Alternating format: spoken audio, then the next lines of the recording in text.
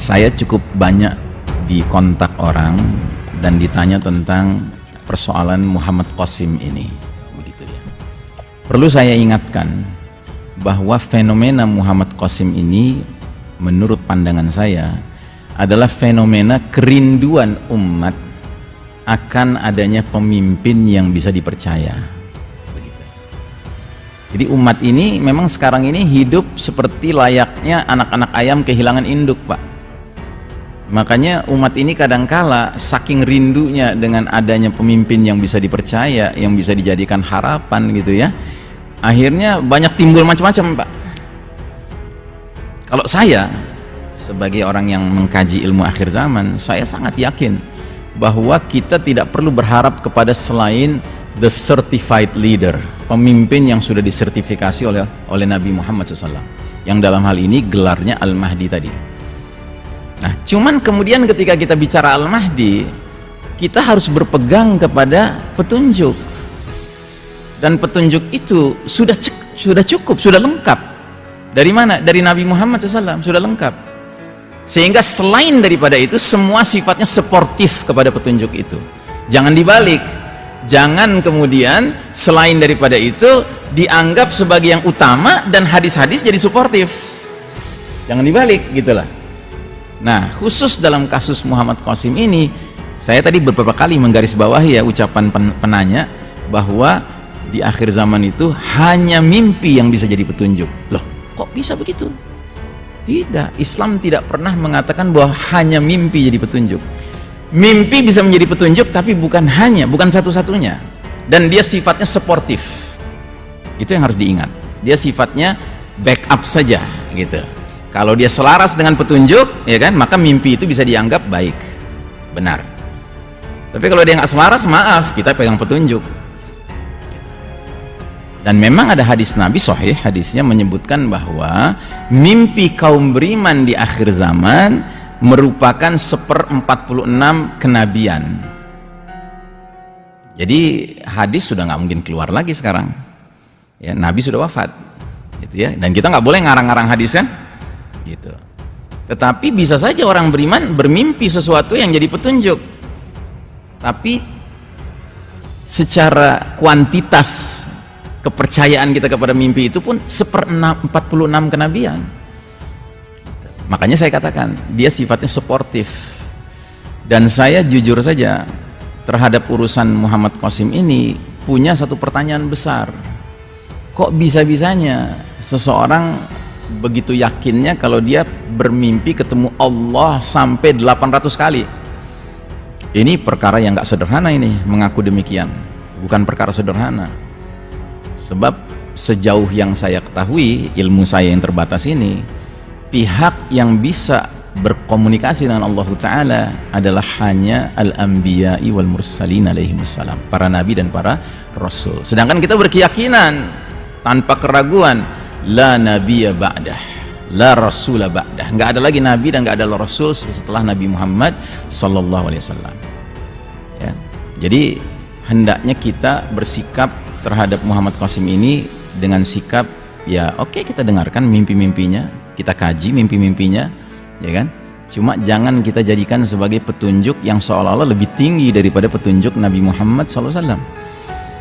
Dan yang termasuk menjadi pertanyaan besar saya, mereka-mereka yang sangat kagum dengan Muhammad Qasim sudah sampai ke tahap meyakini Muhammad Qasim itulah Al-Mahdi.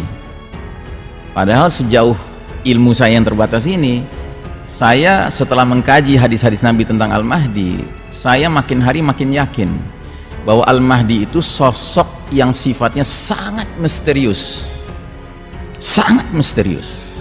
Yang saking misteriusnya sampai-sampai jangankan orang lain, dia sendiri tidak tahu dirinya Al-Mahdi. Kok bisa-bisanya kemudian muncul sosok yang diyakini sebagai Al-Mahdi jauh-jauh waktu sebelum dia nantinya dibaiat? Padahal maksud Allah menjadikan Al-Mahdi itu misterius sehingga Mahdinya sendiri tidak tahu dirinya Al-Mahdi, justru untuk memelihara Al-Mahdi. Dari siapa? Dari tangan-tangan, dari rencana-rencana jahat musuh-musuh Allah. musuh kaum muslimin. Sebab kalau Al-Mahdi jauh-jauh hari sudah terdeteksi siapa, ya pastinya lah musuh akan melakukan upaya assassination gitu. Jadi kalau benar Muhammad Qasim itu Al-Mahdi, umurnya nggak bakal panjang. Ya maaf ya, saya pendapat saya seperti itu tentang Muhammad Qasim. Sebab kalau dia justru Al-Mahdi, we have to keep him secretly, silently. Justru kita harus simpan dia baik-baik, jangan malah kita sebarluaskan. Ini Al-Mahdi loh, gitu.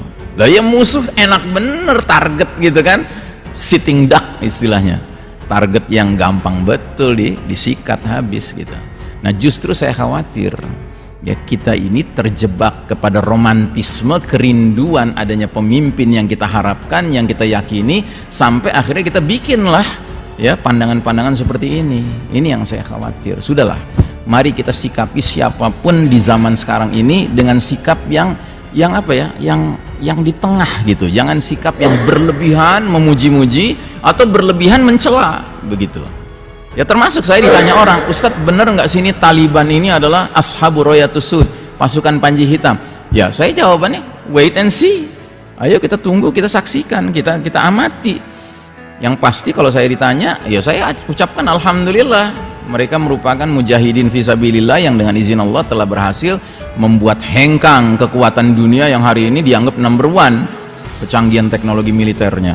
Dahsyat itu, ya kan? Tapi apakah benar mereka menjadi pasukan panji hitam? Ya we have to wait and see. Kita harus tunggu, jangan kita gegabah kan begitu. Nah ini sama juga, jadi tolong kita perlakukan Muhammad Qasim ini sebagai sebuah fenomena yang memang ajaib, memang unik gitu kan, tapi jangan berlebihan kita di dalam mensikapinya, karena khawatir saya kalau kita berlebihan nanti tingkat kekecewaan kita ketika salah itu akan sangat sakit sekali. Ya udah cukuplah kita dikecewakan oleh berbagai sosok-sosok yang selama ini karena kebodohan kita sendiri, akhirnya kita kecewanya sakit banget ya kan. Ada yang dianggap macan tadinya atau jadi kucing gitu ya kan. Wah sakit bener ya kan, udah nganggapnya macan gitu kan, nggak taunya cuma dengan urusan apa namanya tertentu berubah jadi kucing. Apa nggak sakit hati kita gitu. Makanya tolong di zaman babak keempat ini Pak, sudahlah, akuilah, we are a leaderless ummah. Kita ini umat yang nggak punya pemimpin sekarang Pak, akui itu.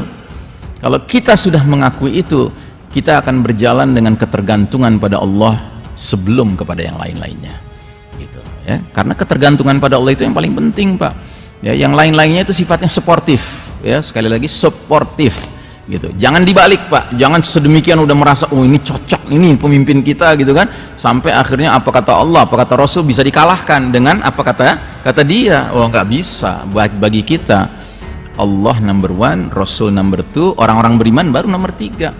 Dan itu pun dengan sikap kita selalu check and recheck ucapannya, mimpinya sejalan nggak dengan Allah dan Rasulnya.